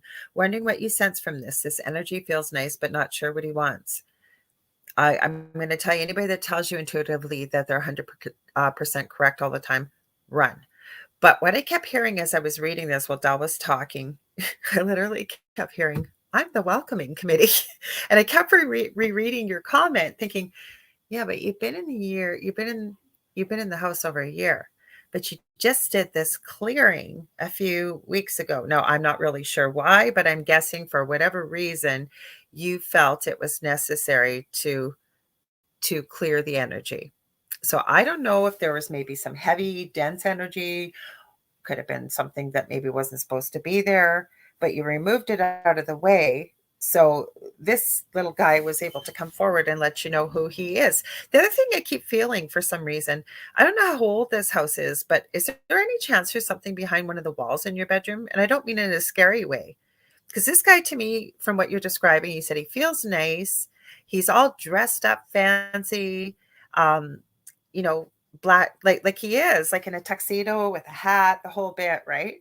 So for whatever reason, to me, it feels like he wasn't able to make himself known until you did this house clearing. But I don't know, I keep feeling like there's something in your bedroom that he wants to show you, and not in a scary way, like in a good way. I don't know, but that's what I keep feeling. So you'll have to let me know or let us know. Maybe do, I don't know if you know the research of your house or whatever, but maybe find out because I keep feeling like there's something behind one of the walls or maybe in the closet or the door that's either been sealed over or whatever. And the other thing, if you're able to see and sense him, and plus I know who you are, maybe next time you're in a meditation, clear your mind and ask him, what do you want to show me? I'm glad you're here. Glad because like you said, he feels the energy feels nice. And he feels like a really happy energy, like almost like he's excited to show you things like that maybe you didn't know or you weren't aware of. And I keep feeling like there's some kind of gift in this. Like, not, it would be great if it was $1 million. I don't feel like it's $1 million, but it's something that will definitely be of benefit to you, including that he's very happy that you moved into the house. I don't always do cards, but that's why I muted my mic while Dal was talking. I'm going to pull a card for you and let's see what comes out with this. Okay. So I know you were just tuning in. I was saying, I don't know why, but I just go with what I hear and what I feel. I feel like he was kind of suppressed until Effie did the house meditation. And for whatever reason that she felt led to do this, he wasn't able to make his presence known until she kind of shifted the energy in the house. And I kind of feel, I don't know what, but I keep feeling, and Dell never makes fun of what I do. He is respectful. And I do believe he's very intuitive himself, but I keep feeling like there's something behind a wall, or there's like a little cubby or a space, maybe in the floorboard or something that's covered over that maybe you haven't found yet. Like I said, I don't think it's going to be $1 million or anything, but it'll be something positive. I keep feeling. I don't know. We'll see. I know Dell's smiling because that means I'm not going to say anything. Well, I'm gonna just say one thing about if you're looking behind in walls and stuff like that, because I used to Yeah. build houses and fix houses back in my early 20s and that, and there was a thing that used to be done when with carpenters, that you would put either a newspaper or a coin or a penny or something there that was in the house Okay. when you would when you were closing up and finishing it. There was sort of like a little time capsule and stuff like that. So some people also, this is, I always find this really interesting, is when they go and they say they're remodeling, they find this paper and then they go looking in the paper and then there's some article in there that they figure that it relates to them. Mhm. Right, but usually the paper that's going in there is the time it was finished, because it has a time or it has a date on it, and the year, and what was going on there. It was no sort of significance, but sometimes there could be a significance to it too as well, right? Maybe there was a story in there that related to something to your situation, family heritage, or something like Or that that. era. Yeah, or it that could be. aura from where he's coming from. Mhm. Yeah, it could be a lot of things there. So it's all interesting, little rabbit holes to go down in thought. But just remember that just by finding something on a property that's there, that there was probably another reason of why that was put there in the first place. Yeah, exactly. So the update that she had, and I want to add that Keith Ottersberg added when we were talking about activity, he said it didn't matter what time it was here, there was activity. I'm going to have Keith Ottersberg on the show. He's been on the Dead Files before. So we're going to connect sometime this week and talk about that. So we should have an interesting show about his experiences and ours. So look forward. But there you go. Somebody telling you it didn't matter what time. Same thing at our house too. Mhm. So uh, I'll reread Effie's comment. Top hat man touches my energy field on upper back and neck area. Not intrusive, gentle vibration tickle. I let him know he is acknowledged, wondering if you're tuning into something. I'll go a little further. Kelly, I will get to your comment. Hang on. Effie said, yes, he's excited. That's what I feel. Thank you. I'll look into the wall and closet. Like, I'm not talking about ripping your house apart, but you know what? You can knock on things. And Dell's built houses before. So he knows about construction and things like that. But you can tell if you're banging on something, something sounds hollow versus if you've hit a wall stud or something like that, right, Del? Yep. Hmm. So I did pull a card, and I have to remember the card's not for me. It's for you, Effie. If it doesn't resonate with you, great. Take what does, leave the rest. But if somebody else is hearing this, either live or in the replay, and it does resonate with you, you think, oh my gosh, that could have been for me. Guess what? It is for you. That's the way it works. So the card I pulled was Stargazer. It says, set your sights higher. Now, to me, this almost looks like, if you will, I know it's backward. Oh, no, it's not backwards. Wow, unless it's coming across backwards. Um, he almost looks like a bit of a sage with a telescope to me. And what I'm almost feeling, because I did ask Spirit when I pulled this card to give us a little bit more information, that maybe he's got some information for you, Effie. Maybe he's got something to share with you from the other side too. And again, take this quite literally when it says, set your sights higher. So don't be afraid to go forward. Don't be afraid to have courage. Don't be afraid to jump because the net will appear. And I hope that helps you. I'm going to read, let's go back to a few more comments here. So, Kelly Hopkins, about a month ago at 2 a.m., I was sitting at my kitchen table making crystal beadery bracelets. Yes, those are beautiful. I make jewelry too. I've checked them out, Kelly. You're doing a great job. There was an energy outside that wasn't human friendly outside my kitchen window. This energy had freaked me out and sent my anxiety through the roof. I felt an intense, non friendly energy. This is something you don't want in your house. Yes, of all people, most of us, well, I know, we know that, and quite a few of us do. Absolutely. I ran from my kitchen to my bedroom, waking up my husband and telling him something was really wrong. He searched around but saw or felt nothing. To this day, and it cuts off with the W there, honey. I may have to go to Facebook here unless you've added it down below. Let's see. Uh, Hi, Carrie. Welcome. I don't see it, but I do have my phone and have realized, thank God, I muted the audio. I'm able to go into the comments here on my page. So hang on, I'll see what else you added here, Kelly, so that we can finish your comment. Hang on one sec. Okay. To this day, we still cannot explain why you freaked out. Well, I think whether we believe in energy or not, I know that you guys do, that you guys work with the paranormal, you and Steve-O, but whether people believe in this or not, I always use this analogy that if, depending on how well you know someone, if they step up really close to you, really in your face, what do we automatically do? We back up because it feels icky. Like we do it without even thinking, right? Depending on the level of intimacy we have with someone. That's personal space. That's your energy field. That's your aura. So we can all sense things. How many times have you seen people with paranormal activity that'll say, I feel like someone's watching me. I can see it. I can feel it. There are other reasons. Could have high EMF and things like that, but it can happen. Is there anything you want to add to that, Del? No. I just meant about energy, about being able to sense it. Hmm. Well, I'm gonna say this part here, and this might be one thing to consider for a lot of people, is that we've gone to this highly electrified wireless world right now, and Mhm. a lot of things. This is just theory on this, is that our diets that are heavily composed of uh, non-nutritional foods that are highly chemicalized and stuff like that, and with the high amount of Wi-Fi signals, wireless signals, and stuff like that, could be giving a sensation of something else that you might not have felt before, because we are getting into this heavy electrified field there now. And that's even what they do with when they do ghost hunting, and that is looking for EMF, electromagnetic frequencies. And with old wiring in houses to new stuff now where we're wireless, like I'm totally wireless right now. I got the wireless internet going on here with the phone going, with the TV, and that there's so much field energy that's around that is something maybe to look into. So I want to say hi to Carrie. I Oh, noticed that Carrie hey, said Carrie. hi, Del. Hi, Lorilei and Sonya. Sonia's sick, unfortunately, at the last minute. So please send her healing prayers, good thoughts. She'll come back another time, though. Like I said, Del and I always have a built-in host, and you gotta be malleable when you shows, right? So I'm glad he's here. Okay, Kelly, I'm gonna say this out loud because I know we've said it before on previous, like a long time ago on previous shows.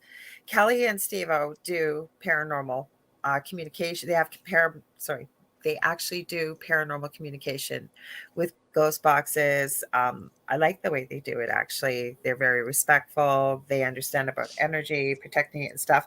But Kelly said, thank you for explaining that, Del. It does make a lot of sense. But she said this just happened that one time. It wasn't like Mhm. all the time. And yes, we can get spikes in EMF. Right. But I will tell you, Kelly and Steve, I don't live in this place anymore. But I remember one time Kelly sent me this picture. And no, I don't always tell Del everything because I know he'll kind of give me the okay, even if he sees it. Well, he will try to debunk things 6 ways to Sundays. And like he said before, I think it was his show. I'm kind of the yin to his yang because he's way over here with the skepticism because he's got to debunk it in his mind. He's very logical, whereas I'm not gullible, but I always say just because I haven't experienced it or seen it doesn't mean it doesn't exist. And I truly believe that truth reveals itself. I was getting, could it have been from the crystals? Maybe I've heard of that before. Definitely, Michelle. And Kelly goes, "Oh no, the picture story. She knows what I'm going to tell. I know she's okay with it because she put LMAO." So she messages me. This is like quite a few years ago. And she goes, "You're not going to believe this." And I go, "What?" And they were having some pretty crazy paranormal activity in their old place. She sends me this picture of her door. And you guys, I kid you not, it looks like something got stuck in her door. Like the face, you see the eyes and the mouth is super wide, and you see the handprints like this. No idea how it got there, why it got there. I know Kelly and Steve well enough. They've been on my show when I was on my previous network. They wouldn't have faked it. And it was there for a really long time. So they have had some strange stuff happen. Now, again, if I didn't know her, yeah, and I did ask her a lot of questions, believe me. So I don't know where it came from. Like I said, if she was going through this all the time, but who knows? Could have been something, maybe not. Like there is always a plausible explanation. And sometimes when there isn't, that's when we got to look at could be something else. You never Yeah. know. So that's exactly right. And even looking at explanations of how things go, there's a lot of things out there. This is why it's so important to do research on things, is Yeah. to find out different causes and effects. Like if you say you have something that happened just only one time, right? You'd have to go back and then look at that sort of the day. Was the sun giving off huge amounts of solar flares? Was the Earth's magnetic Human poles resonance. moving and shifting a little bit? Was there's a lot of things, like the Earth is a big magnet, right? So there's there's a lot of energy that's being produced through that, and there's a lot of movement because the Earth's poles do move, they do shift, and when solar energy comes down there, it causes strains on the belts, and that it causes movement and strains, and you can have power. The grid powers have spikes and lows and stuff like that. So there's a lot of other factors that can deal with stuff. Flow of groundwater. Uh, levels going up and down? Do you have lots of quartz mineralization in your area? Every little thing can affect and cause a different little thing. I just wanted to add that little part there too as well. Well, the Schumann resonance too, when you look into that, it's been pretty high and it's going up and down. There's lots of things that could contribute. But like it's really, well, I don't know everybody here, but I know a lot of people. And Keith Ottersberg says, yes, very, or all very valid points. And Dave says, yes, cover all the bases. You guys are absolutely right. So this was a comment by Heather Cooper earlier, and I said we get back to it. People having past life recall seems to be more common as well. And I have a thought on that, but what do you think, Del? Well, this comes to this part that I started at the beginning of this, is that past life. Just anybody recall is that we're in this world now of the World Wide Web, and I think there's more information being put out there. So it seems like more people are talking about this or having these sort of experience because more people are sort of suggesting it or telling their stories. Because 30 years ago, when we weren't on there, it was just basically you were telling your people that you called on the telephone or you met at the office or your friend and family group. But now that we have this wider platform of giving information, I guess it might seem more that there's more people having these same experiences, even though it's always been the same thing happening for time in and time out. Okay, so I have some different thoughts on that. First of all, I do believe in past lives. Um, I've studied death experiences for 40 plus years professionally and personally. I do believe I had one as a toddler, but the reason why I share this, one thing that has always fascinated me, and there are thousands of stories about this, about children who remember their previous lives. There are some incredible stories out there. These are young children, especially, that they wouldn't have knowledge of such things that they're speaking of, and some have evidential proof. There's one particularly famous story of this little boy in India that was born with a birthmark on his back of his scalp, I believe, and he kept talking about to his mother when he could finally speak that you're not my mother. I miss my wife. I miss my 12 kids. And talking about this city he had never been to before. He kept going on and on about it, that he was insisting that his parents bring him there. He kept saying he was murdered and he knew who had killed him, that his murder hadn't been solved. And so I guess the family just finally relented. They brought him there. He'd never been to the city. And I believe he was like maybe 5, took them to the house, identified his previous wife by name, knew all the kids' names, like that were his children from a previous life. The birthmark on the back of his head, he kept claiming he had been struck in the back of the head, I believe, with an axe. And it was the exact shape they ended up finding out because he showed them where the murder weapon was buried when he was in his previous life. He identified the person who murdered him. And this is all documented. And apparently, I guess with pictures of the post-mortem wound of when he was the adult in the previous life, were the exact shape and size of the birthmark. Now, that's not an isolated incident. There are thousands of stories, not quite as sensational as this. Mm-hmm. So I do believe past lives exist. And Possibility. What's that? I said it's a possibility. Anything's possible. So I'm not ruling things out.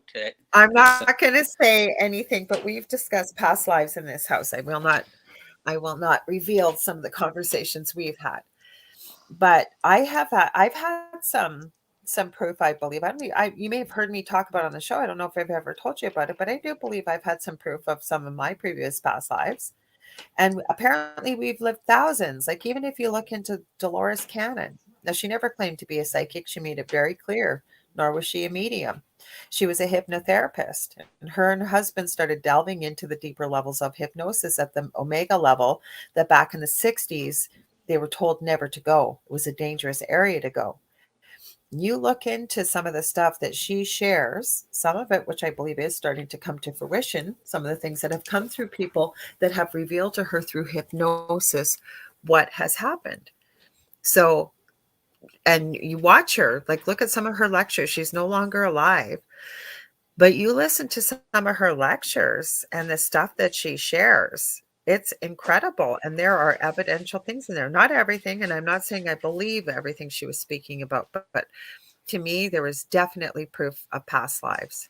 I can tell you, I've had patients who have coded, meaning their heart has stopped, they're clinically dead, they're not breathing, and through almost an hour of resuscitative attempts, their heart restarts. And with working nights, sometimes I would have time to speak with patients, and I felt so blessed that they would share their experience. And you knew from talking to them, it wasn't just that their ears were still functioning while they were being resuscitated. They could tell you things that there was no way they would know what was going on, say down the hallway, somebody's name that wasn't even in the room. Like, I'm telling you, crazy, crazy, crazy stuff.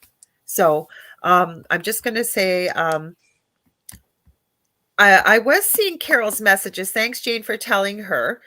I'm going to just update and I'm going to read these comments because we got some good comments here. So Kelly wants to update about the spirit stuck in the door story I shared. She goes, I still remember that spirit stuck in the door. When Steve and I moved, it was still stuck in the door. LOL.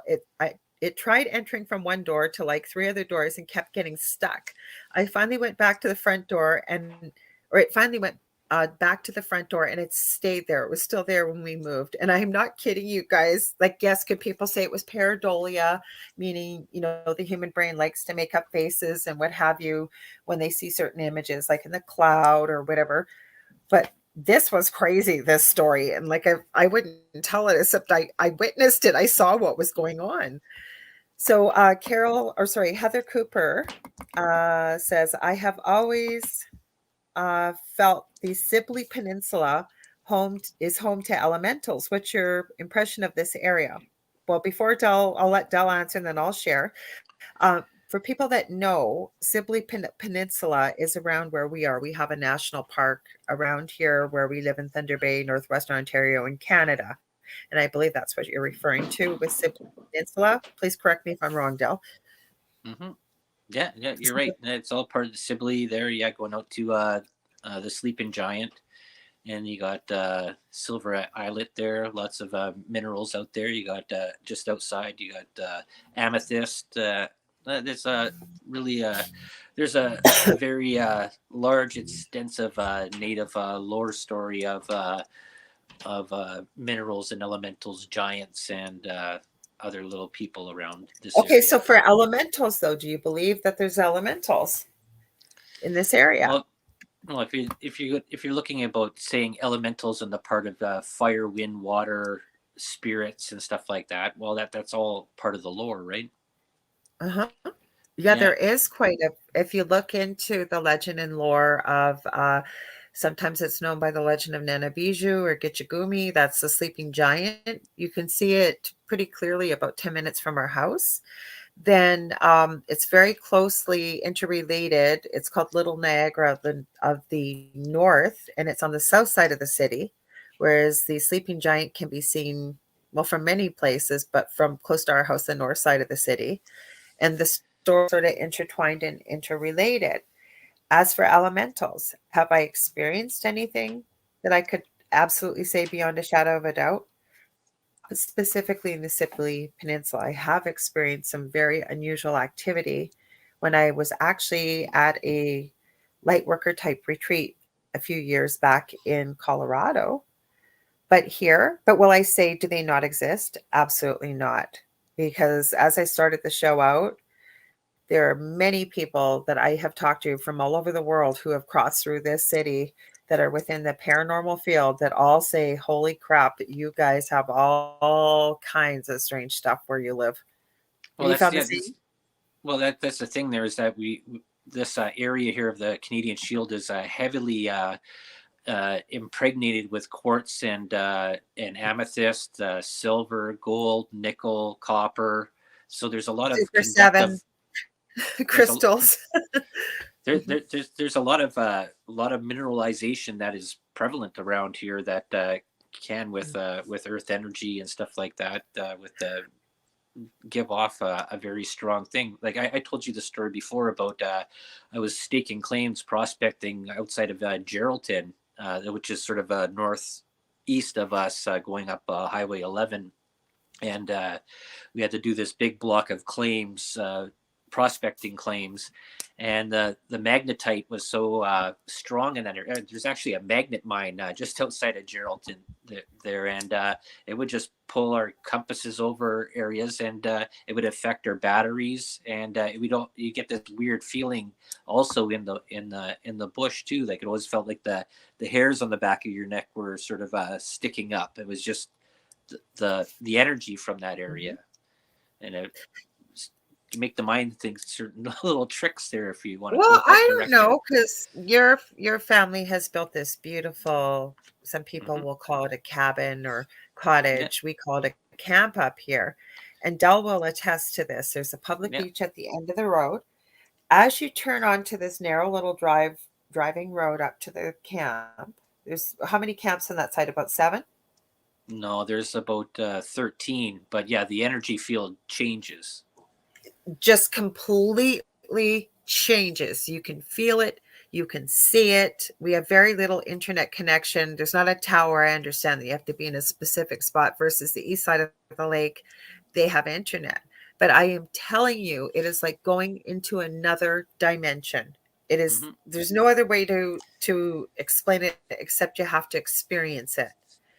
I wanted to add Carrie Landock says there was a very little boy who said he'd been in armed services and talked about this.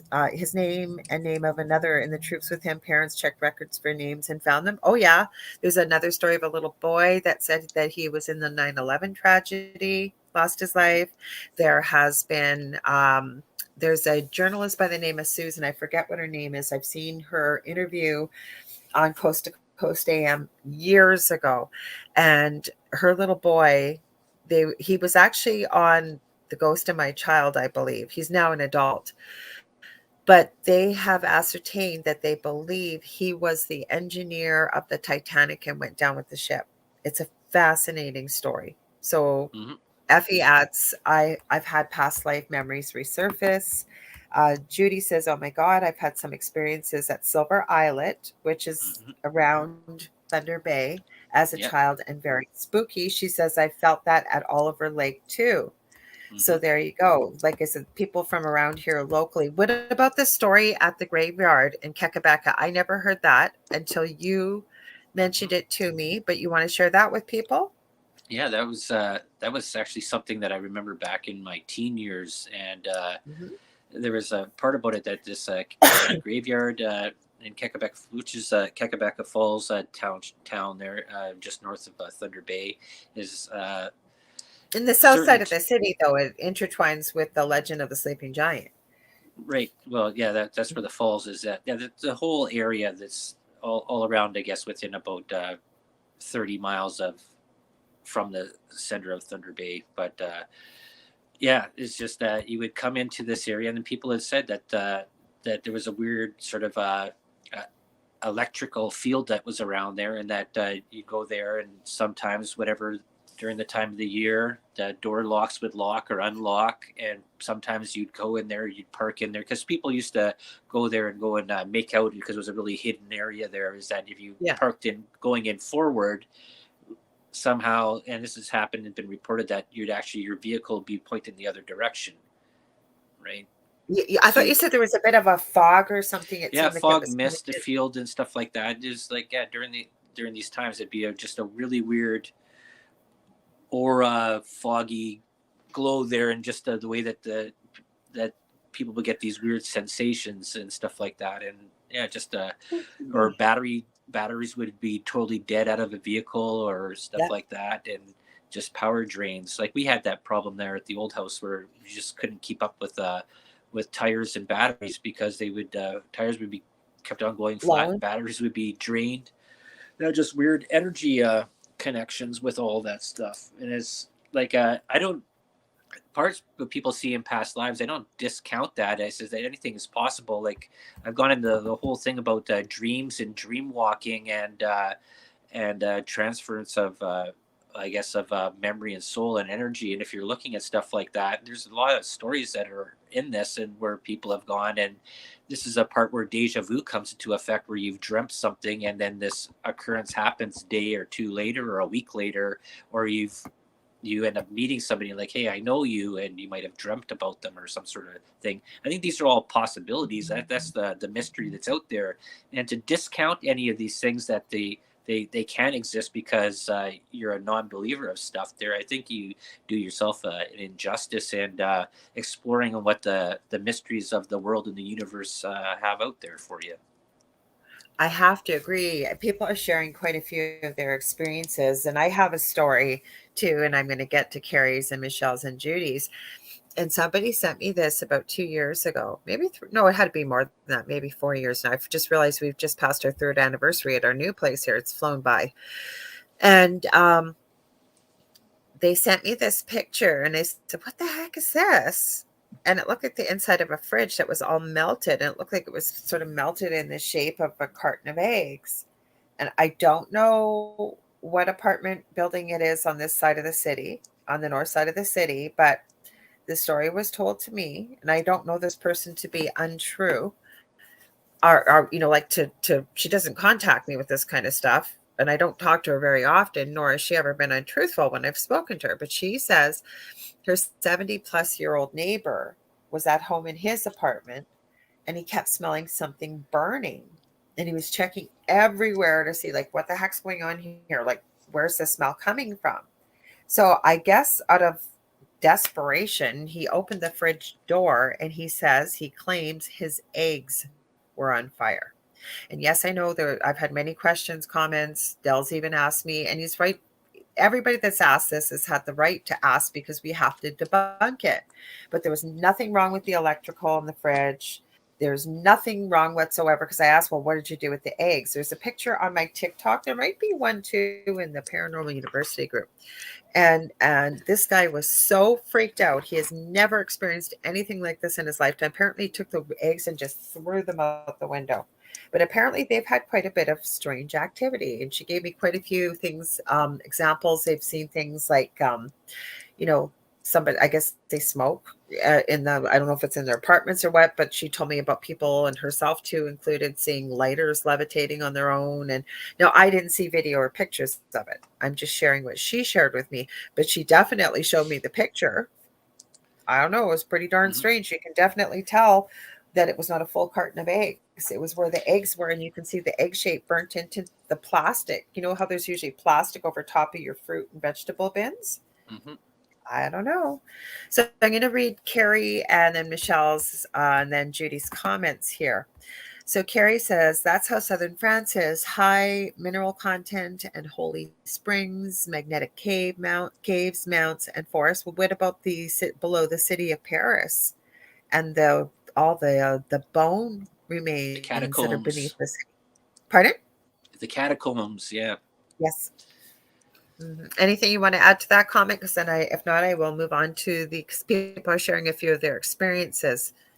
Well, that's the thing that they're finding out with these old cities, especially in Europe, where they've basically built a new city on top of an old city, which was built on top of an older city too, as well.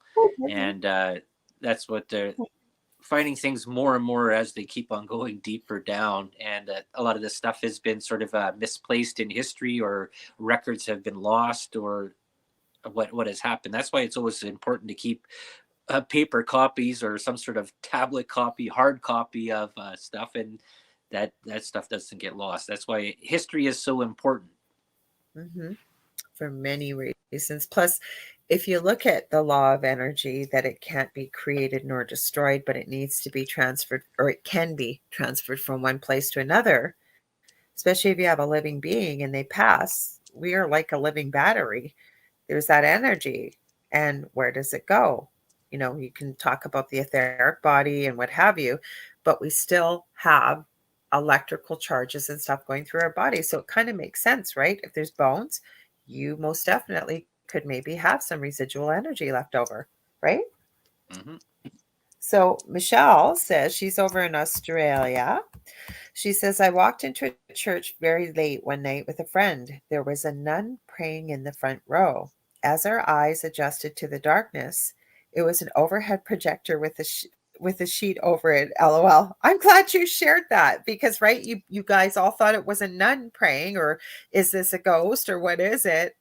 And because you took the time to debunk it, or when your eyes adjusted, you realized your eyes had played tricks on you, basically, right? Hmm. Anything to add to that one, Del? No, that's the part of pareidolia. And the thing is, was that's what I said to before, is that if you're in that sort of that headspace of expecting to see something, your mind will actually start to trigger an effect that will point things out to make it appear to see things. That's that. If anybody wants to check out, there's some great videos on optical illusions that you can watch on YouTube, and how Yeah. tricks of light, and even with audit the audidolia with audio sounds. Like, you remember that one there, Yanni or Laurel, right? Oh, Where that people, drove me crazy, that one. Yeah. I don't know right? if you guys remember it. If you don't, there was a viral recording going around, and depending apparently on your age, as well as whether you were with whatever gender you identify with, that you would either hear Yanni or you would hear Laurel. And it drove me insane because every time I listened to it, I heard something different, right? Yeah. Hmm. There's been Okay. a few things like that, like the blue gold dress, depending on what you saw. You either saw blue or you saw gold. And Yeah. there's a running shoe that's out there that the longer you stare at it, right, you're either, and it doesn't change. But say you come back the next day and you look at it, same picture, it just depends what your eyes, I guess. I don't know what's going on with your eyes. Some days you'll see like a very pale pink, and other days you'll see a pale mint green. Yeah. There's optical illusions, right? Hmm. Okay, so Judy, who is local to Thunder Bay, not that I'm giving away where you live, but just so people have for reference, she says, I felt something creepy at the Sea Lion outlet, or I think it said say, or the sea line out at Silver Islet or Island. On a trail to the sea line, there's a clearing. I've stopped and told my daughter that we have to turn back. The energy felt so dense and dark. Now, I'm not quite sure what she's referring to. Do you know what that is? Like I told you, Judy, I Yeah. don't go out often, and I don't. Yeah. It's a rock formation on the shore of Lake Superior, and it's called the Sea Lion. It's out going up I know what towards you're us. talking about now. And I've had a lot of people message me about that privately, actually, Judy. So I don't think you're crazy. Well, there's Mhm. even the part with Silver Islet. There is that was the part of the story, and it goes into the whole thing with the sleeping giant. Is why the sleeping giant is laying down in the bay outside of Thunder Bay, is that he had given the secret away of all of the silver that was here to the white man, and it was a whole thing that he had misplaced his given away trust away, that he had broken trust with the native reserve there. And it was to do with also with the daughter of the chief who was supposed to be at the bottom of that is at the bottom of Kekabeka Falls, and you can see her in the mist down below. And he was punished to lay down and protect the islet at the silver mine. And the silver mine is supposed to have one of the highest grades of silver in the world. And as they were Mhm. starting to mine it there, they had broken through one of the walls, which allowed the rest of Lake Superior to come in and flood the mine. So the cost to go in there and to try and hold back Lake Superior is like is the largest Massive Great Lake. Is a massive lake. I think it's the and third. cold. Yeah, it's the third, I think, biggest freshwater lake in the world, but it's the largest one out of this Great Lakes here in North America. So there's a lot of water keeping that back, and I guess we don't have the technology there to go down and mine that to get the silver out of it. But that was the sort of a very paraphrased story of that area.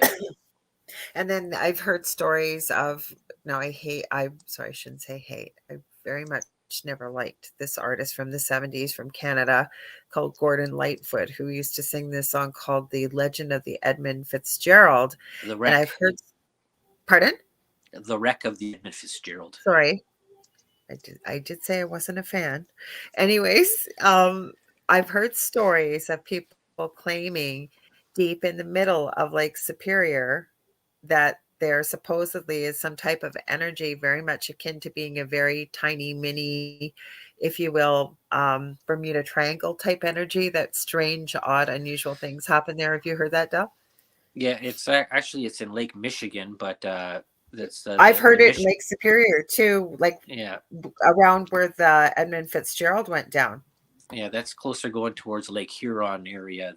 That's where that wreck happened. But Mhm. yeah, that was there's you got to look at there's a lot of things about these Great Lakes that we don't know about anyway. So that's they're finding ancient settlements miles in offshore already there. So maybe the water wasn't as high as it was.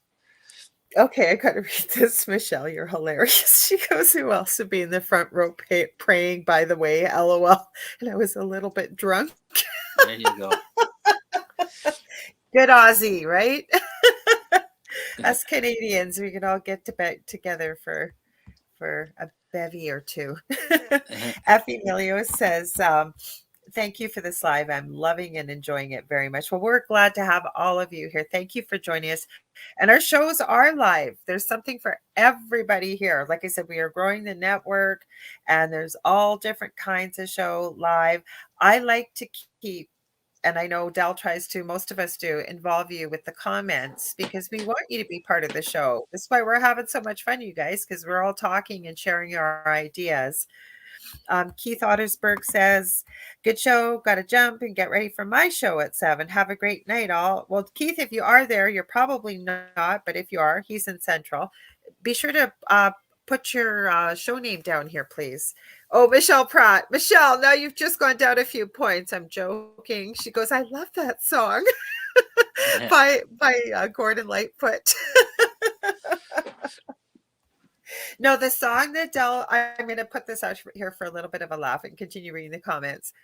If Dell wants to drive me crazy, and he knows, and I'm sorry, and I mean this as no offense to anybody, but I wish I could like it, but I just can't handle most country music. But one thing that really grates on my nerves, polka music.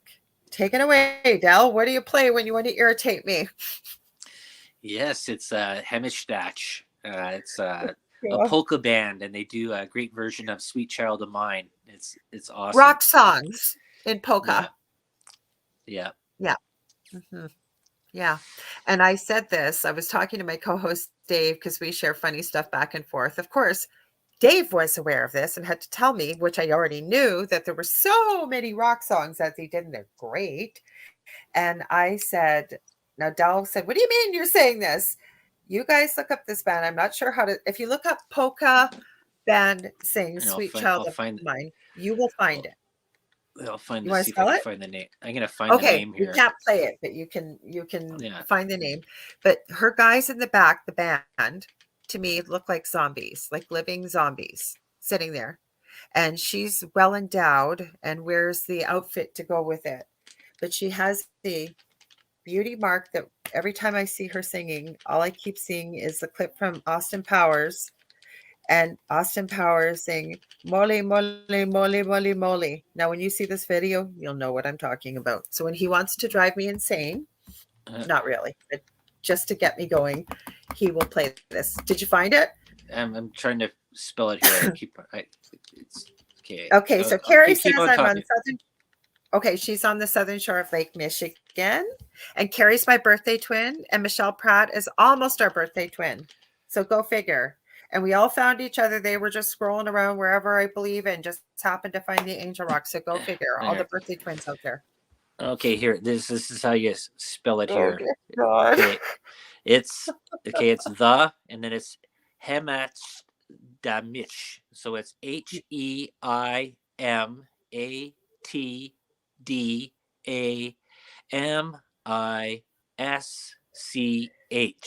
And I'll go to the camera. You can probably see.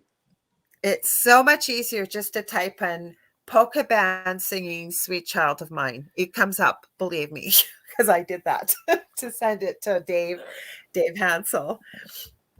So Michelle Pratt says she loves our shows. Thank you, Michelle. We love you guys, all of you out here too. We appreciate it. And share it with your friends if there's people out there that you think there's something they might like or enjoy. Just so you know, a lot of people always message me and they always say, "Oh my gosh, I missed your show live." Don't worry about it. There's always a replay on YouTube, on Facebook, usually on Roku. I'm not quite sure what went on with Roku tonight, but that doesn't usually happen. And then anywhere where podcasts or talk radio is carried, our shows are carried. So I want to read. Thanks, Keith. You were still here. So guys, check him out. He's as well. He's on Facebook. He's got a podcast. This is Keith Ottersberg, and like I said, I'm going to be talking to him about having him as a guest on the show. His podcast is called The Otter's Den. So he said he had to get ready for it. So have a great show, Keith, and thanks for stopping by. And everybody's saying LOL, LOL. And Jane says, "Oh my God, no, you don't do that." Yes, he does, Jane. And Carrie then said, "Oh my gosh, I have friends in a band that do that for our local pierogi fest. Can send you the link, Del, just for lore. LOL." Thanks, Carrie, birthday twin. And guess what? There's all kinds of synchronicities tonight. Either you guys are mentioning things I was just going to say or what have you, which often happens on this show. But my grand dog, the only one that's allowed on Dell's couch, he does not invite him. He just my grand dog, our grand dog, goes and helps himself. Guess what his name is? My eldest child. I have no idea why he picked this name. Dell is of Ukrainian and First Nation descent, but our family is not. But my son named his first dog on his own pierogi, and it's spelled exactly the way you spelt it, Carrie. We've shortened it to Rogi, right? Yep. Oh, everybody's having a field day now. Dave Petrella says, ha ha ha. And he goes, Mike Myers, he's a Gemini. Dave is an astrologist, by the way. So that's why. Dell's the Gemini, too. Yep. And Carrie says, send you a clip of Nomad Planets doing that rock polka so you can torment Lore. Gee, thanks, Carrie. There Thanks. we go. We need more rock polka out there. No more polka, please. No. I know, because I can hear it. Like I could be downstairs in the basement having the washing machine on and I start to hear it and my skin just crawls. And then, like I said, I have seen it so many times. I guess I watch these guys and they look like zombies to me, like living zombies. You see what you think. Oh, Michael says, enjoying the show. I'm so glad you're here, Michael. Yes, you are going to be on the Angel Rock next week. You guys do not want to miss this. Michael, I'm going to have to make sure I say your name properly before you come on. Michael de Blasi. I think I am saying it properly. Super awesome. I know him from a previous show. We got on the phone one night and it was like we had been friends all our lives. So you guys are going to love him. He has incredible stories of strange, odd, unusual experiences we've been talking about tonight. He's an incredibly gifted psychic medium. He has a really interesting muggle job. I will not out it. If he chooses to share it, he will. So we are going to have a lot of fun. So he says, perfect. So he will be here next week. And Kelly says, LOL, poor Lore. That's right. No, I don't really need pity. If I really wanted to, I don't, but there are ways. I believe me, we could tease each other. We know each other well, like most of us do when we live together. Unfortunately, you guys, we are out of time. I'm so glad all of you hung out with us tonight. You made the show tonight. Del, thank you for pitch hitting, as you will when I need you to. I do the same for him with the delicious recipe. So go ahead, Del. Tell him how to find you, your show again, the whole bit. Oh, yeah. So I'm Thursdays at 8 Eastern Standard Time here on UPRN. And like I said, I got Varla Ventura coming on this week. We're going to be talking about the festival of Imbolc there, and that's going to be interesting. She's always been great, full of knowledge there, dealing with Celtic lore and little people, big people, giant people, magic, the whole shebang there. So that's for an hour there. So check that out on Thursday. Yes, and I will be gracing the screens again, actually, in our new time. It starts now permanently on Thursdays, right before the delicious recipe, 6 to 8 p.m. Eastern, with The Thing at the Foot of the Bed with my wonderful co-host, David Hansel. And we talk about the strange, the unusual, many of the things like what we talked about tonight. We also do something called the predictable reading. So sometime during that 2-hour period, we pick somebody, if you've got a question or something that you've maybe posted that lights up for us, we will give you both our perspective of what we picked up from spirit and answer that question. So please join us. If you ever want to get a hold of me, you can get a hold of me on facebook.com/The Angel Rock. Like I mentioned, I have two groups on Facebook, Paranormal University and the Angel Rocker Tribe. So please check that out. And you already know who my guest is next week because he was here. Thanks, guys. You've made our night tonight. Really, we've had so much fun here with you guys. Thanks, Del. You want to add anything else? Good night and see y'all later. Good morning, good afternoon, or good evening, wherever you guys may be. We will see you same time, same place next week. Thanks, guys. Have a good one. We'll see you Thursday.